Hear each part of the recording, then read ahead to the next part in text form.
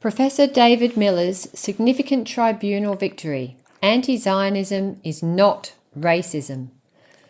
A substantial fly in the ointment for those who are trying to criminalise or criticism of and opposition to Zionist Israel and its blood-drenched British enablers.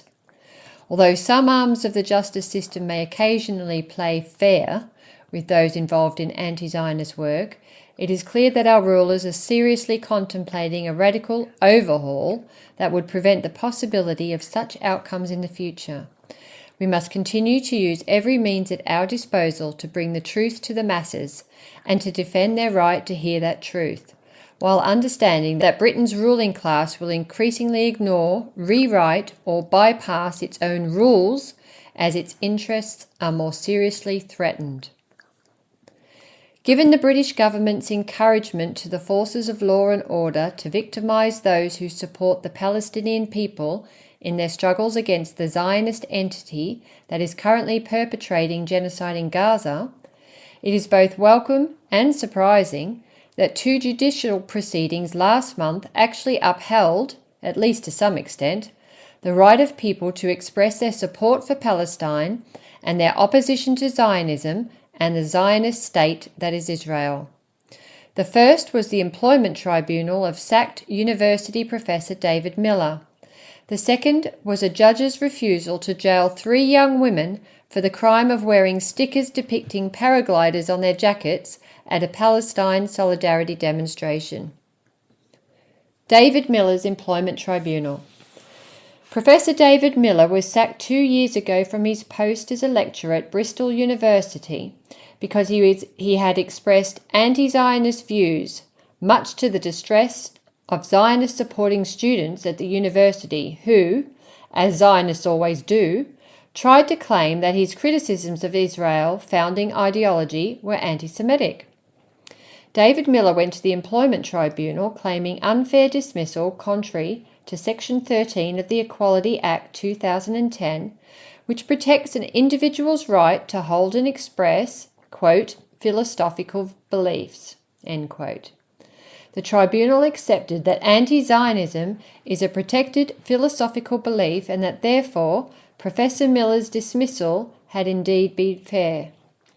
The employment tribunal determined that the claimant's anti-Zionist beliefs qualify as protected beliefs pursuant to Section 10 of the Equality Act 2010. In doing so, the tribunal applied what are known as the Granger criteria. 1. The belief must be generally held. 2. It must be a belief and not an opinion or viewpoint based on the present state of information available. 3.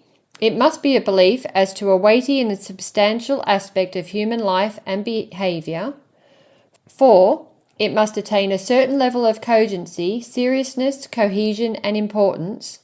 And 5. It must be worthy of respect in a democratic society. The tribunal found that the anti-Zionist beliefs satisfied all these criteria. Although the tribunal found in Professor Miller's favour, it did also indicate that there is effectively a limit on one's right to express one's philosophical beliefs.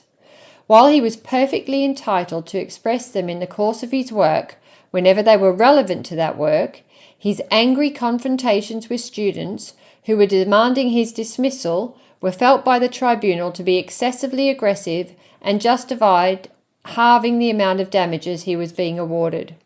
The tribunal also thought it might have been justifiable to dismiss him for saying that, quote, Jews are not discriminated against, end quote, that they are, quote, overrepresented, quote, in British society, and that, quote, Judeophobia barely exists these days, end quote, remarks he had made publicly after his dismissal.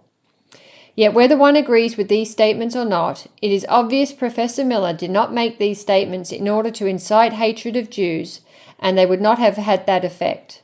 So why is he not entitled to his opinions? especially as he's a professor of political sociology who would have based his opinions on a considerable body of factual information. Significance of the ruling.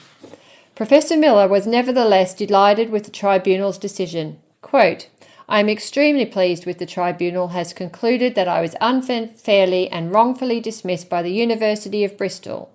End quote, he said. Quote, "I am very proud that we have managed to establish that anti-Zionist views qualify as a protected belief under the UK Equality Act. This was the most important reason for taking the case, and I hope it will become a touchstone precedent in all the future battles that we face with the racist and genocidal ideology of Zionism and the movement to which it is attached." End quote. We note that this ruling will make it much harder for the Zionists in the British establishment, who are falling over themselves to criminalise all criticism of Israel, even as it perpetrates the most heinous and flagrant crimes against humanity in the full glare of global publicity. Progressive people should take heart from David Miller's example of standing firm, refusing to buckle under pressure, and defending the truth with every means at our disposal. We are sure that this ruling will, along with our party's confident ability to argue a case in court, would have been instrumental in persuading police to drop similar charges of inciting racial hatred against 4 comrades who were arrested last year for selling our party's pamphlet on the history and role of Zionism. In the case of Palestine, 2 truths above all others must be kept to the forefront as the government tries to find other ways to silence and suppress opposition to its responsibility for and complicity in the genocide in Gaza. Anti-Zionism is not anti-Semitism. The Palestinian people have a right to resist, and the British workers have a right to and duty to support them.